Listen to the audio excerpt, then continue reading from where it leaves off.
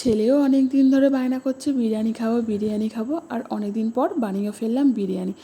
সুন্দর করে চিকেনগুলোকে ধুয়ে নিয়ে ছেলেকেই বললাম যে হালকা করে চিড়ে দে।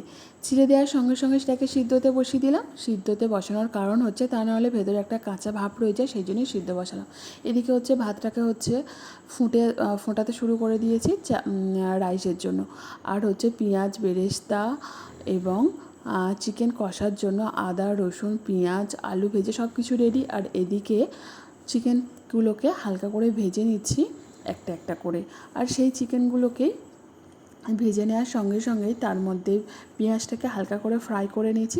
ফ্রাই করার সঙ্গে সঙ্গে সেই চিকেনগুলোকে তার মধ্যে দিয়ে দিয়েছি। তার ওপরে টমেটম আদা রসুন কাঁচা লঙ্কা গুঁড়ো লঙ্কা দিয়েছি আর হলুদ দিয়ে আস্তে আস্তে করে সেটাকে কষার সঙ্গে সঙ্গে যে আদার্স যে চিকেনগুলো ছিল সেই চিকেনগুলো তার মধ্যে অ্যাড করে দিয়েছি।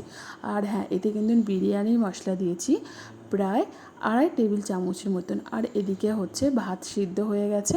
সিদ্ধ হয়ে যাওয়ার পরেই ফ্যানটা ঝাড়িয়ে কী করেছি তার মধ্যে ঘি নুন এবং একটু চিনি মিশিয়ে রেখে দিয়েছি। আর এদিকে তো আস্তে আস্তে কষার সঙ্গে সঙ্গে যে জলটা যে ইউজ করছি সেটা হচ্ছে চিকেনের যে সেদ্ধ করেছিলাম সেই জলটা ইউজ করেছি। তারপরে হচ্ছে আমি এদিকে 3 টেবিল চামচের মতন গুঁড়ো দুধ নিয়ে গুলে নিয়েছি, তাতে কেওড়া জল এবং গোলাপ জল দিয়েছি প্রায় 2.5 টেবিল চামচের মতন।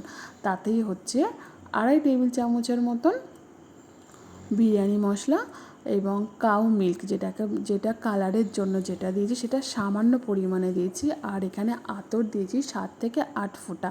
হ্যাঁ, কতজনের বিরিয়ানি করছি 6 জনের বিরিয়ানি। আর এখানে দেখতে পাচ্ছ আমি লেয়ার করতে শুরু করে দিয়েছি। প্রথমে হাঁড়ির মধ্যে আমি ভালো করে ঘিটাকে লাগিয়ে নিয়েছি। তারপর কিন্তু এখানে স্টেপ বাই স্টেপ আমি 3টে ধাপে আমি আমার ভাতটাকে সাজিয়েছি, মানে বিরিয়ানির চালটাকে সাজিয়েছি।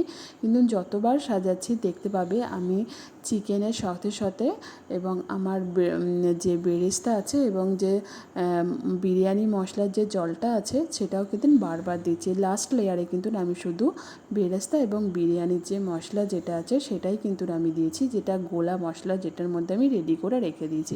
আর এদিকে দমে বসানোর জন্য ভালো করে একটা ঢাকনা দিয়ে তার মধ্যে যে কোনো ভারী কিছু দিয়ে সেটা দমে বসাতে পারো 15 থেকে 20 মিনিট। আর তারপরেই দেখতে পাচ্ছ যে আমার ঝরঝরে বিরিয়ানি এখানে রেডি হয়ে গেছে। চলো সবাই মিলে তো কিন্তু খেতে শুরু করে দিই এই ঝরঝরে বিরিয়ানি। আবার একদিন আসবো আর একটা সুন্দর রেসিপি নিয়ে।